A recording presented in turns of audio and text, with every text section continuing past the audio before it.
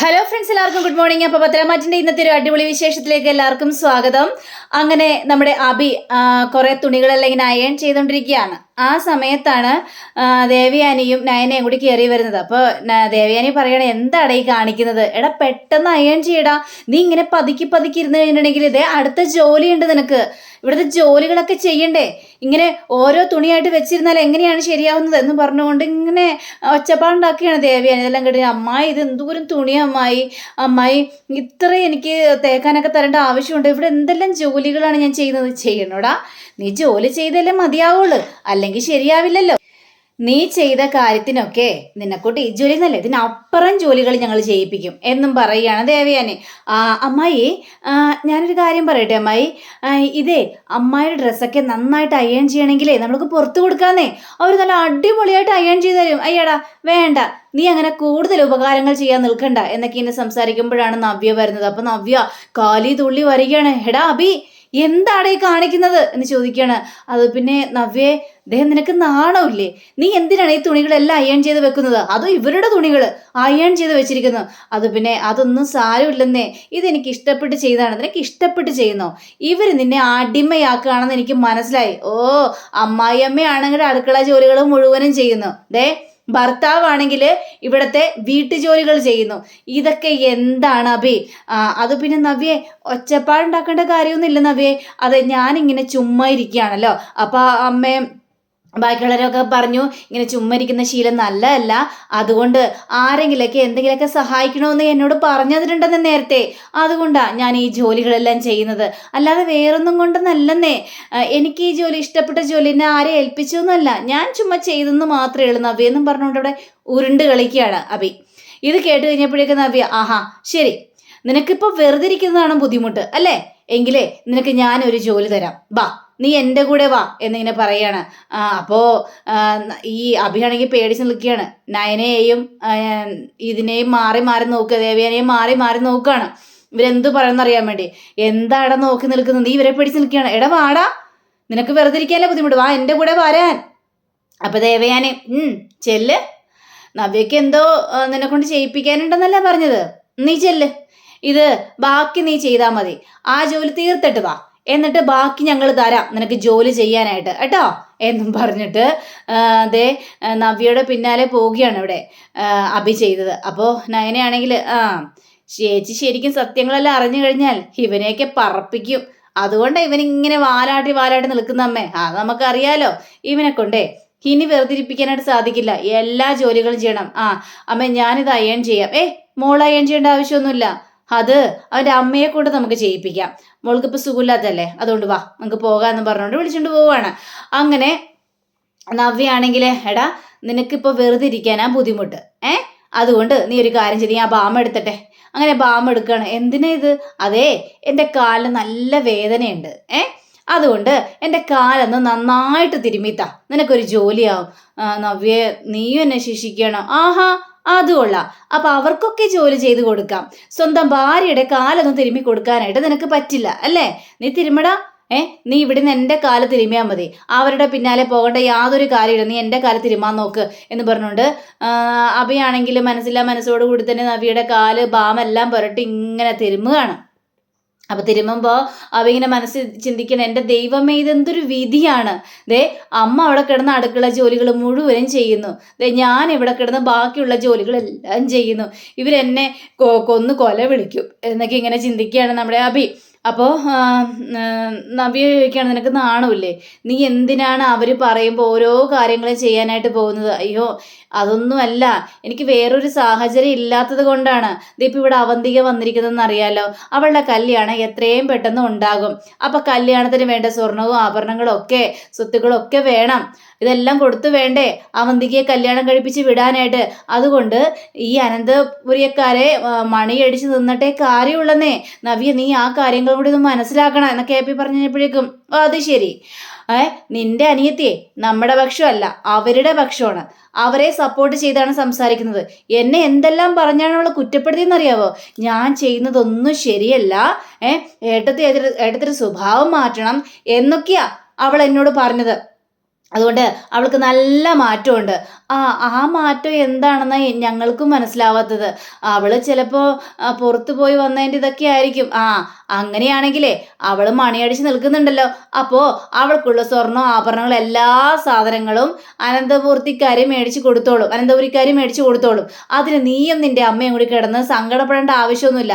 അവളുടെ കല്യാണ കാര്യങ്ങളെല്ലാം അവർ നോക്കിക്കോളും എന്ന് പറയാണ്. നവ്യേ, മതിയോ, വേദന കുറഞ്ഞോ എന്ന് ചോദിക്കുമ്പോൾ അതേ, ഈ കാലത്ത് അടക്കിക്കഴിഞ്ഞാൽ അപ്പുറത്തെ കാലം സങ്കടമാവില്ലേ, അതുകൊണ്ട് നീ അപ്പുറത്തെ കാലം കൂടി ഒന്ന് തിരുമ്മിത്താം എന്ന് പറയുമ്പോൾ നമ്മുടെ അഭിയാണെങ്കിൽ ഒരു നിവൃത്തിയില്ലാതെ അപ്പുറക്കാലം കൂടി ഇങ്ങനെ സങ്കടത്തോടെ തിരുമ്മുക.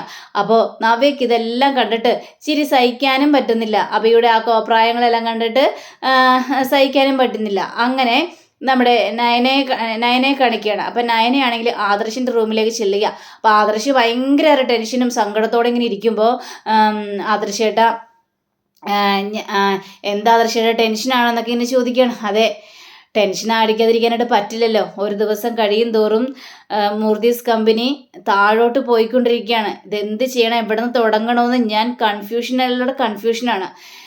ചേച്ചിയെക്കുറിച്ചാണോ ആലോചിക്കുന്നത്? അതെ, ഞാൻ നിന്റെ ചേച്ചിയെക്കുറിച്ച് തന്നെയാണ് ആലോചിച്ചത്. അവള് AN ജ്വല്ലറിലേക്ക് മോഡലായിട്ട് പോയി. അതേ പിന്നെയാണ് ഈ തകർച്ച മുഴുവനും. നമ്മളെ ശത്രുവായിട്ടാണ് അവൾ കാണുന്നത്, സത്യങ്ങളൊന്നും അറിയാത്തത് കൊണ്ട്. പക്ഷെ സത്യങ്ങളെല്ലാം അറിഞ്ഞായിരുന്നെങ്കിലോ എല്ലാം തകർന്നടിഞ്ഞാനായിരുന്നു. സത്യം പറയാത്തതിനെ നിന്നെക്കുറിച്ച് ഓർത്ത് മാത്രം, പിന്നെ നവ്യയെക്കുറിച്ച് ഓർത്ത് മാത്രമൊക്കെയാണ് ഞങ്ങൾ സത്യം പറയാത്തത്. അല്ലെങ്കിൽ എപ്പോഴും ഇതൊക്കെ പറഞ്ഞാലെന്നറിയാവോ? നാട്ടുകാരെ വിചാരിക്കും എന്താ, ദേ അനന്തമൂർത്തിയിലെ മരുമകള് മോഡലായിട്ട് വേറൊരു ജ്വല്ലറി പോകുന്നെന്ന്. അങ്ങനെയല്ലേ നാട്ടുകാരൊക്കെ പറയുള്ളൂ.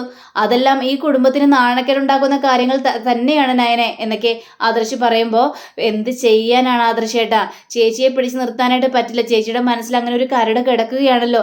നമ്മൾക്കാണെങ്കിൽ ഒന്നും തുറന്നു പറയാനും പറ്റാത്തൊരവസ്ഥയായി പോയില്ലേ. അപ്പോൾ ഒന്നും ചെയ്യാനായിട്ട് പറ്റില്ലല്ലോ ആദർശേട്ടാ. ആദർശേട്ടനൊന്ന് ക്ഷമിക്ക്. പക്ഷേ മുത്തശ്ശൻ്റെ കാര്യം ആലോചിക്കുമ്പോൾ മുത്തശ്ശനോട് ഞാൻ എന്ത് പറയുമെന്ന് എനിക്ക് അറിയില്ല. അങ്ങനെ സംസാരിക്കുമ്പോഴാണ് ദേ ആദർശിന് മുത്തശ്ശൻ്റെ കോള് വരുന്നത്. മുത്തശ്ശ, ശരി മുത്തശ്ശ, ഞാൻ ഇപ്പം തന്നെ വന്നേക്കാം എന്ന് പറഞ്ഞുകൊണ്ട് ഫോൺ കട്ടാക്കുകയാണ്. ഞാൻ ഇപ്പോൾ വരാം, ഞാൻ മുത്തശ്ശനെ വിളിക്കുന്നുണ്ട്, ഞാൻ കൂടി ചെല്ലട്ടെ എന്ന് പറയുക. അങ്ങനെ ജയനെയും അജയനെയും ഒക്കെ നിർത്തി നമ്മുടെ മുത്തശ്ശൻ സംസാരിക്കുകയാണ്. എത്രയും പെട്ടെന്ന് ഇതിനൊരു തീരുമാനം എടുത്തേ മതിയാവുള്ളൂ. ഇതിങ്ങനെ പോയി കഴിഞ്ഞാൽ ശരിയാവില്ല. മുത്തശ്ശൻ വല്ലാത്തൊരവസ്ഥ നിൽക്കുകയാണ്. തൻ്റെ കമ്പനിയാണ്, താൻ പടച്ചുയർത്തിയ തൻ്റെ കമ്പനിയാണ് ഇപ്പോൾ ദേ താന്നു പോയിക്കൊണ്ടിരിക്കുന്നത്. അപ്പോഴാണ് ആദർശ് വരുന്നത്. മുത്തശ്ശ, എന്താ മുത്തശ്ശ വിളിച്ചത് എന്ന് ചോദിച്ചപ്പോഴേക്കും, അറിയാലോ, ദേ ബിസിനസ് കാര്യത്തെക്കുറിച്ച് മാത്രം പറയാനാണ് ഞാനിപ്പോൾ വിളിക്കുന്നത്. അല്ലാതെ നിന്നെ ശല്യപ്പെടുത്താനൊന്നും ഞാൻ വരാറില്ല. എന്താ മുത്തശ്ശി ഇങ്ങനെയൊക്കെ പറയുന്നതൊക്കെ ചോദിച്ചപ്പോഴേക്കും എനിക്ക് വേറൊരു നിവൃത്തിയില്ല ആദർശേ. ഇനി നമുക്ക് മുന്നോട്ട് നീങ്ങിയേ മതിയാവുള്ളൂ. ഒന്നെങ്കിൽ കസ്റ്റമർ നമ്മൾ കയ്യിലെടുക്കുക, അല്ലെങ്കിൽ അതേ സ്വർണ്ണവിലയിൽ നമ്മൾ കുറേ മാറ്റങ്ങളൊക്കെ വരുത്തുക. എന്നാൽ മാത്രമേ ശരിയാവുള്ളൂ. ഇതിലേതെങ്കിലും ചെയ്ത് നമ്മൾ നമ്മുടെ കമ്പനിയെ ഉയർത്തിക്കൊണ്ട് വരിക തന്നെ ചെയ്യണം. ഇതുവരെ ഇങ്ങനൊരു താഴ്ച അനുഭവിച്ചിട്ടേയില്ല. ഇതിപ്പോൾ ആദ്യത്തെ സംഭവമാണ് ഇവിടെ നടന്നുകൊണ്ടിരിക്കുന്നതെന്നൊക്കെ പറയണം മുത്തശ്ശ. ഞാൻ ഓരോ കാര്യങ്ങളും അറിയുന്നുണ്ട് മുത്തശ്ശ. ഇതിനെ എങ്ങനെ നീങ്ങണമെന്ന് ഞാൻ ആലോചിക്കുകയാണ്. ഇനി ആലോചിച്ച് നിൽക്കാനൊന്നും സമയമില്ല ആദർശേ. ഇതൊക്കെ ഞാനാണ് ഒരുപാട് നടത്തിക്കൊണ്ടിരുന്നത്. ഞാൻ പിന്നെ ഇവരോടൊന്നും ഒരു കാര്യങ്ങളും ഏൽപ്പിക്കാത്തത് ആദർശേ നിന്നിൽ എനിക്ക് വിശ്വാസമുള്ളത് കൊണ്ടാണ്. നീ ഇത് ഭംഗിയായിട്ട് ചെയ്യുമെന്ന് എനിക്കറിയാം. നീ നമ്മുടെ കമ്പനിയെ ഉയർത്തിക്കൊണ്ട് വരുമെന്നും എനിക്ക് നന്നായിട്ട് തന്നെ അറിയാം.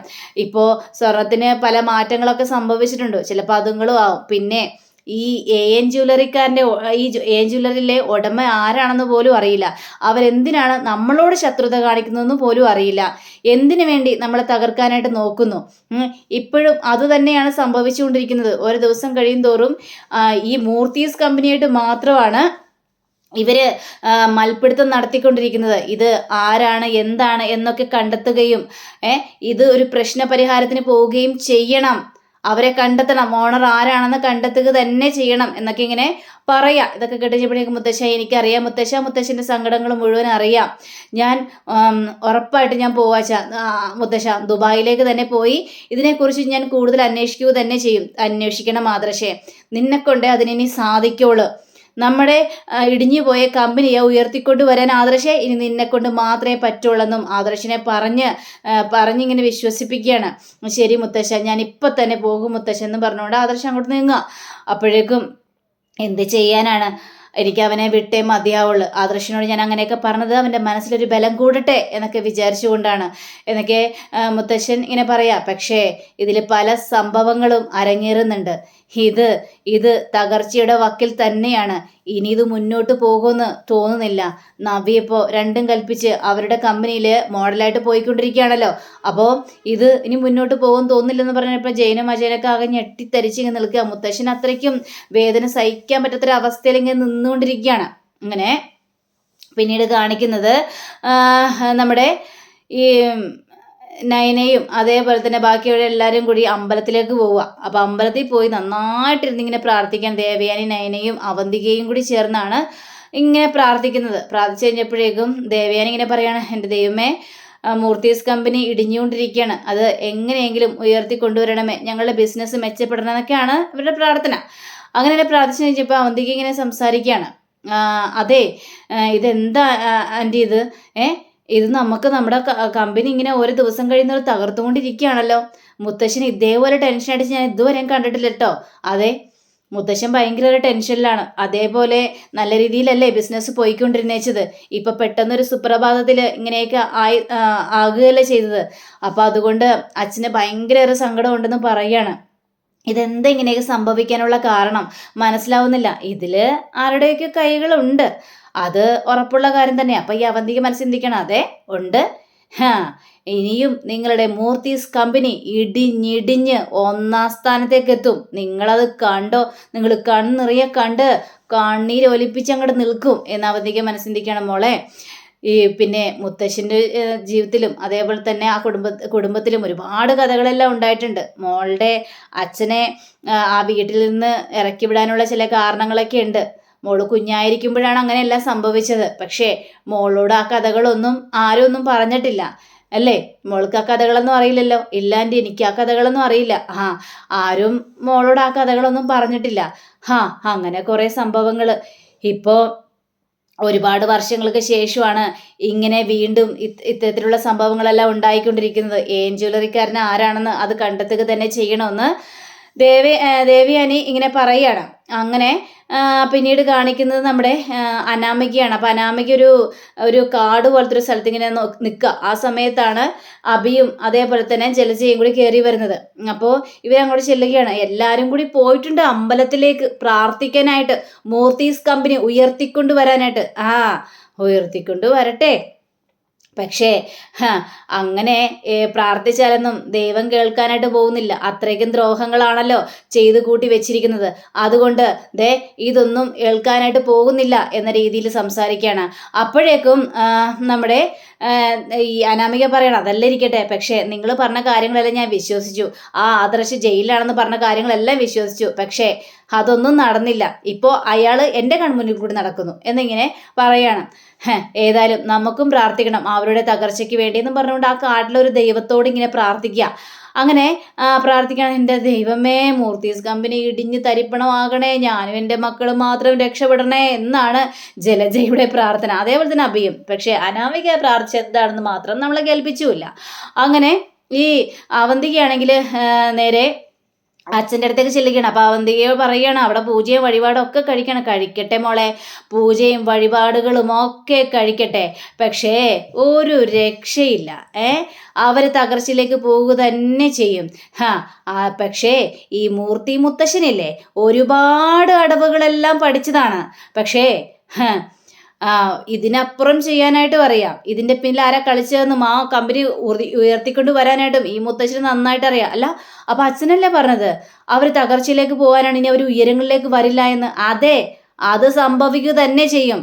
അതിനു വേണ്ടിയാണല്ലോ ഞാൻ പണം എറിഞ്ഞ് കളിക്കുന്നത് എന്ന് ഇയാൾ പറയുക. അപ്പം അങ്ങനെയും കാണിച്ചുകൊണ്ടാണ് നമ്മുടെ ഇന്നത്തെ റിവ്യൂടെ അവസാനിച്ചിരിക്കുന്നത്. അടുത്ത റിവ്യൂവിനെ കാത്തിരിക്കുക. സബ്സ്ക്രൈബ് ചെയ്യുക. എല്ലാവർക്കും നല്ലൊരു ദിനം ആശംസിച്ചു. നമസ്കാരം. Thank you. ബൈ.